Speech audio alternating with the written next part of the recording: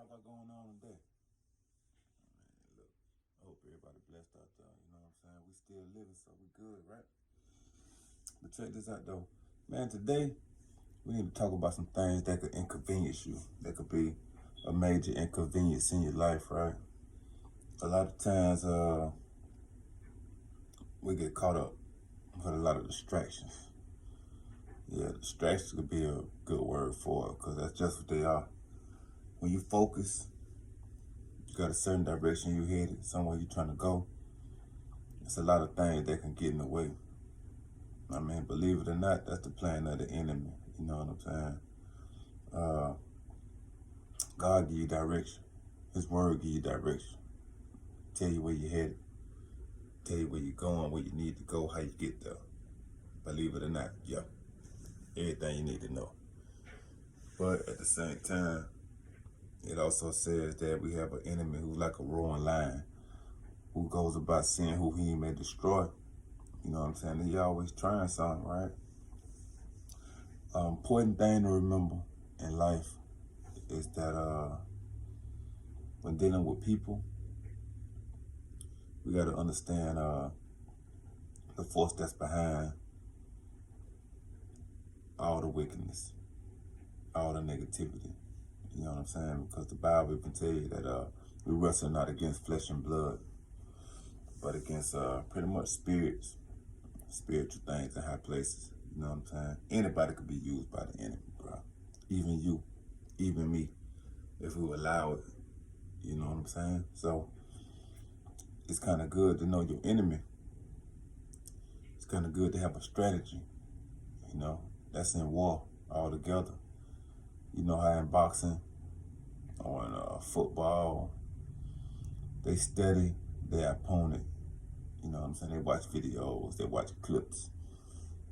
They see who they dealing with. They see how he move. That's important. For one, we need to know how he move.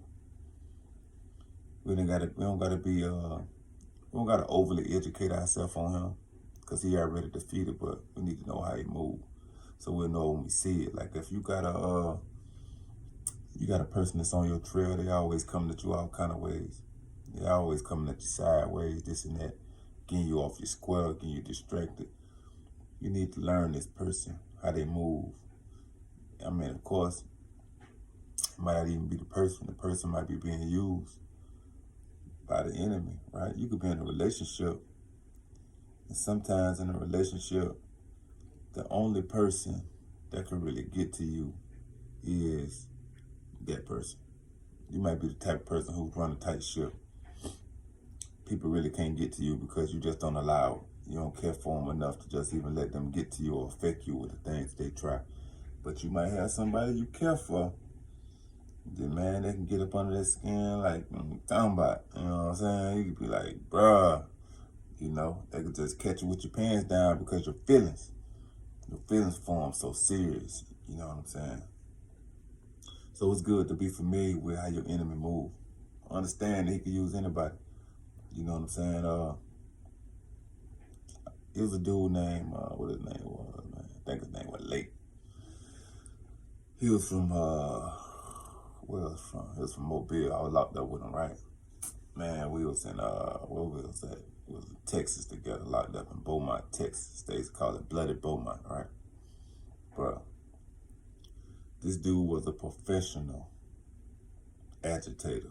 Professional, you know what I'm saying? He'll come through. Like in the morning times, I used to work in the kitchen, right? So, I was working at the time.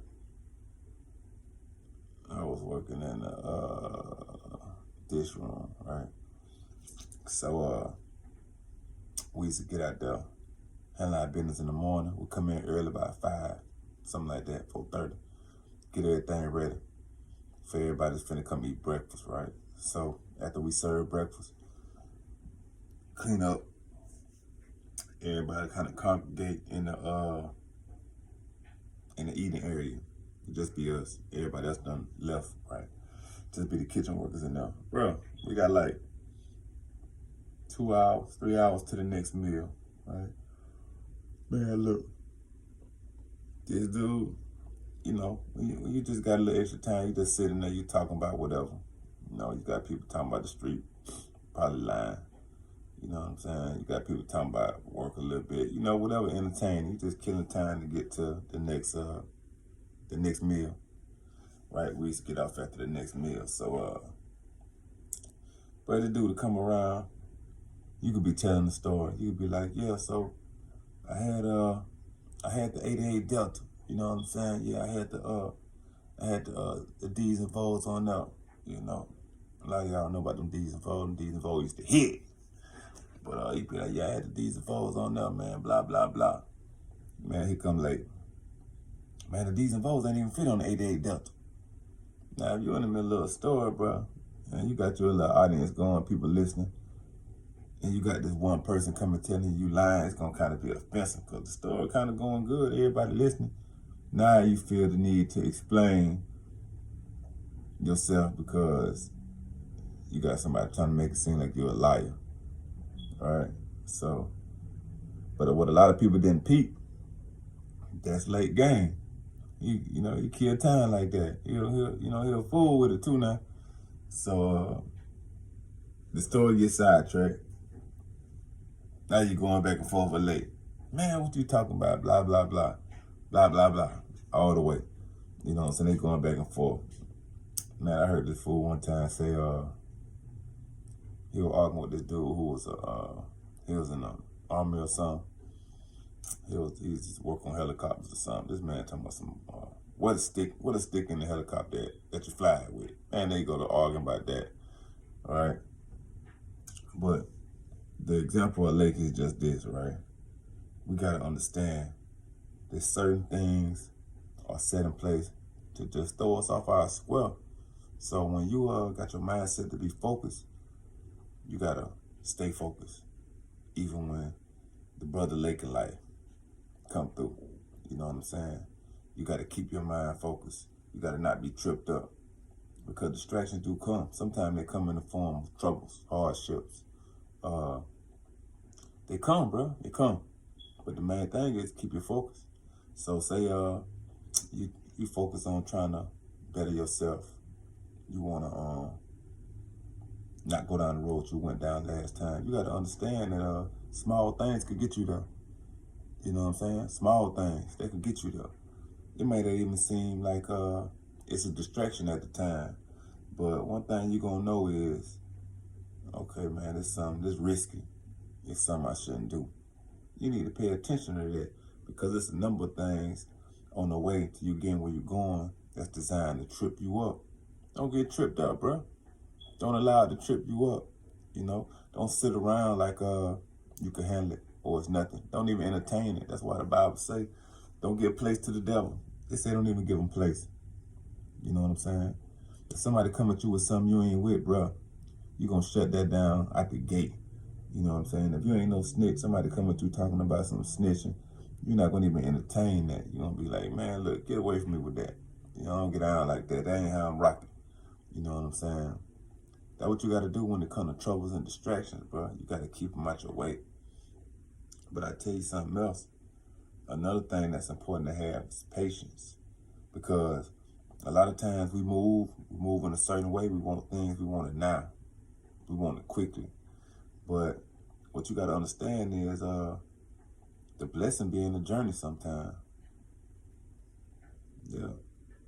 The blessing be in the journey sometime. The blessing be in the struggle sometime. You know what I'm saying? Because a lot of times this stuff build character. It's building character the whole time we moving. You know what I'm saying? I prayed one time. I was like, God, give me patience. I had 2 years. I was doing 2 years state. I had to go to court. I had a federal hold on me, right, for my probation violation. So, boom. I was locked up in home CI. It's in somewhere in Florida, right?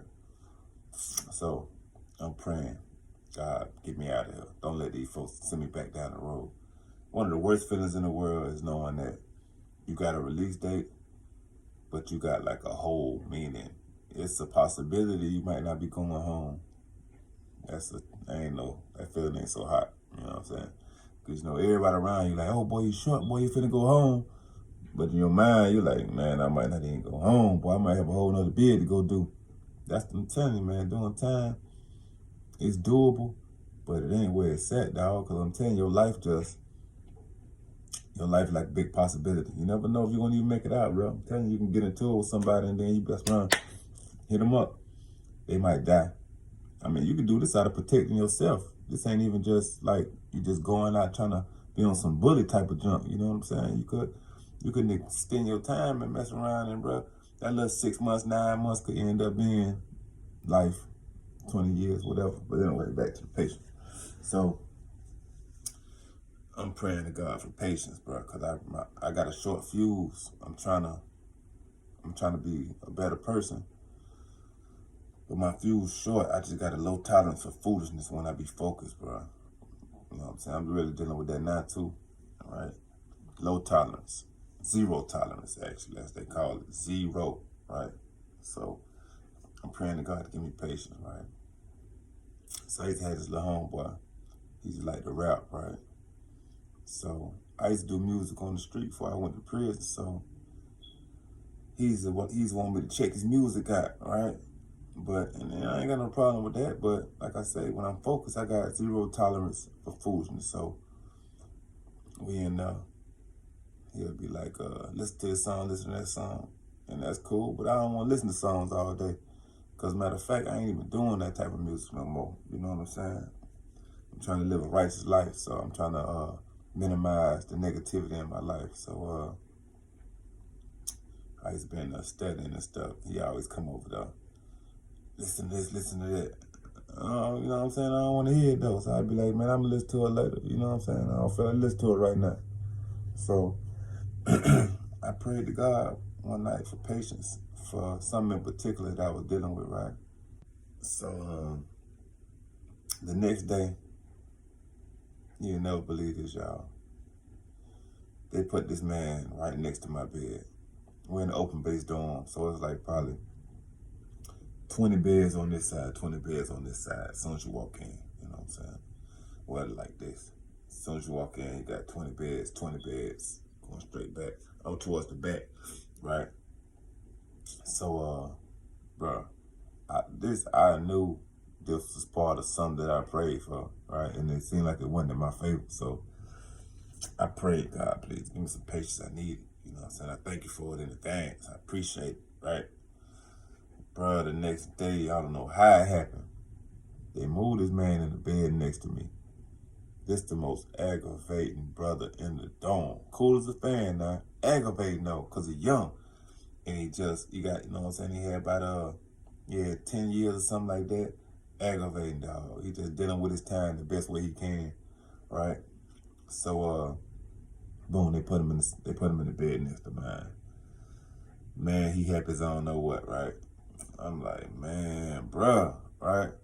The one thing I used to take pleasure in was that he stayed on the other side of the dorm. So when he get to doing all that talking, I know at least it's gonna be a time where he gonna have to go to his own bed. You know what I'm saying? Now he right next to me, I can't escape him, right? So he'd be talking to me. I could be down there trying to read the Bible, study, get me a little revelation on something, bro. Look, he over there, man, listen to this. I'm like, man, I'm reading, man. You see me reading, right? He'd be like, all right. He'll start beating on his chest, doing him a beat, start rapping out loud. I'm like, man, this dude, he ain't got no respect for the word of God, dog. You know what I'm saying? So, and I dealt with that for some months, right? So I'm like, man, this brother, bro, you know what I'm saying? And we went through that so much, right?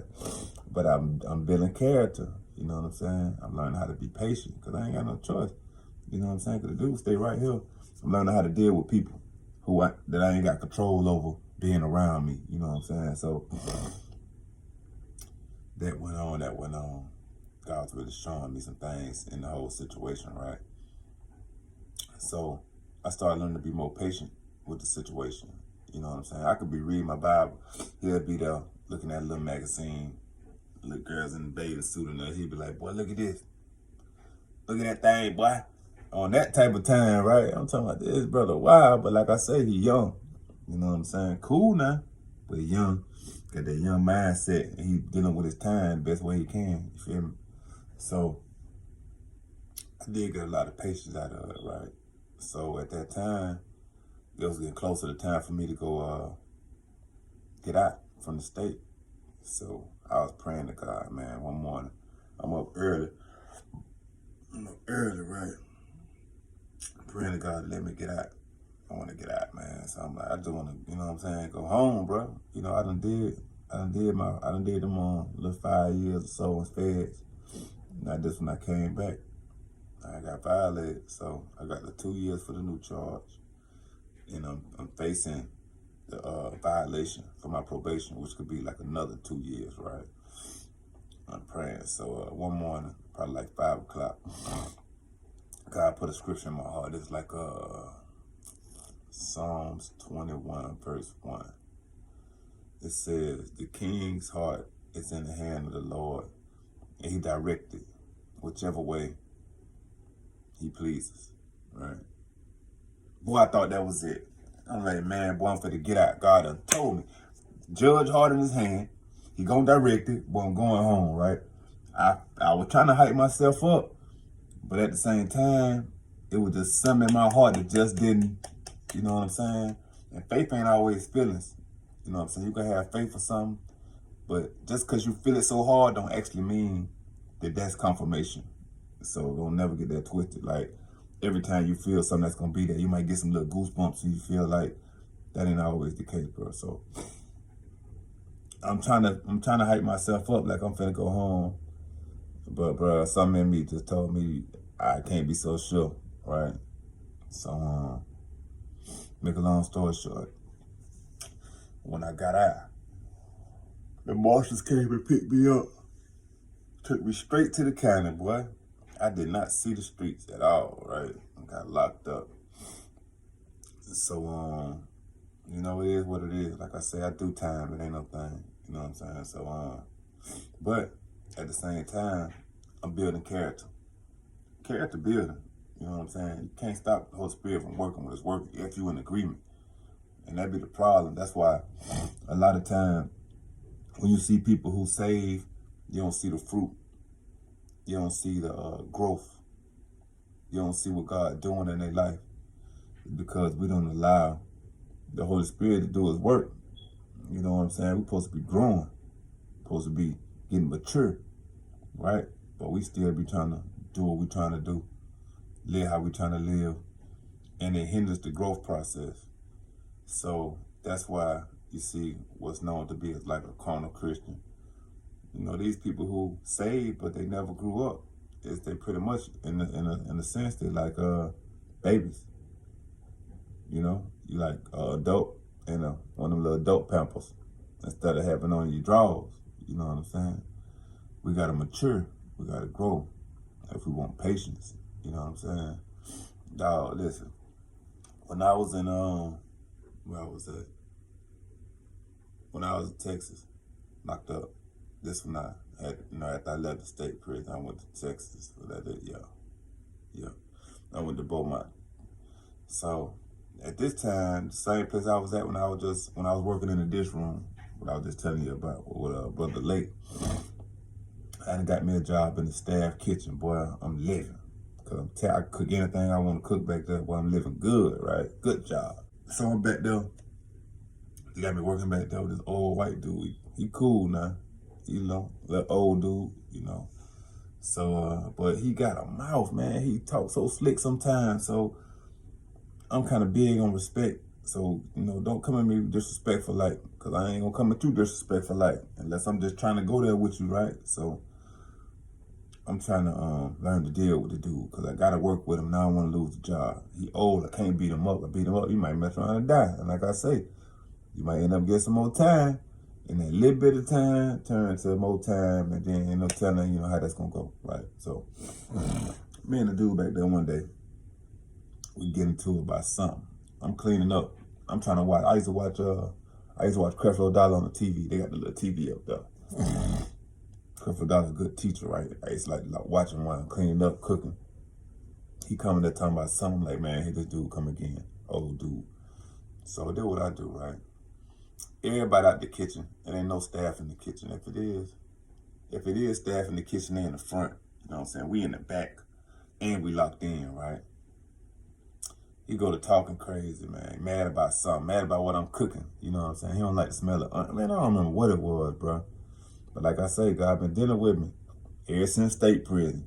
I'm learning patience, learning how to deal with things different instead of just being so wild. You know what I'm saying? Having the wild. So, dude go in the bathroom. Get what I do? I lock him in there. I go put a chair on the door. Boom. Right? He knocking on the door. Steve, let me out. He going crazy and beating on the door. Boom, boom, boom. I'm like, man, bro, can't nobody hear you. You know what I'm saying? You in there. Shut up. You know, screaming, Steve, let me out. He going crazy, beating on the door. Boom, boom, boom. He going crazy like he claustrophobic, right? So I'm just watching my little show. Bloop, cut it up. You know what I'm saying? I ain't gonna let you steal my piece, dog. I'm trying to watch this show. And I'm finna cook my little omelet. So boom, cook. I leave him back there about 15 minutes. By now he like, come on, man, just let me out, right? So, can't nobody watching my show. So when my show go off, I'm like, hey, all right, I'm finna open this door. Don't come out here acting crazy now, right? All right, man, I'm gonna come out. You know, so he calmed down, he humble. Bro, look, so I take the chair off the door, right? So when I take the chair off the door, he busts out the door, bro. He got like a pen like this. Yeah, bro, who he gonna stab like this? He got the pen like this. He running at me like this with the pen. So, like I say, I was taking the chair off the door. So, I still got the chair in my hand. So, I'm like, man, I'm gonna just crack this fool across his head and sit him down, right? But I don't want to do it because he old. I don't want, I don't want to mess around and hit him. You know, he mess around, have a heart attack, stroke, something, bro. I'm looking crazy because I ain't got him for 2 years down here now.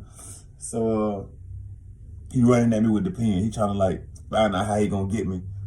Cause I got the chair in my hand. I'm like, man, get back, man. I don't want that to hit you across your head with the chair now. So, he like, trying to steal, you know what I'm saying? I'm thinking to myself, all I'm thinking in my head is, bro, I'm finna get some more time, right? So boom, you know what I'm saying? He let it go. He put the pen down. He pissed off, beat red in the face, right?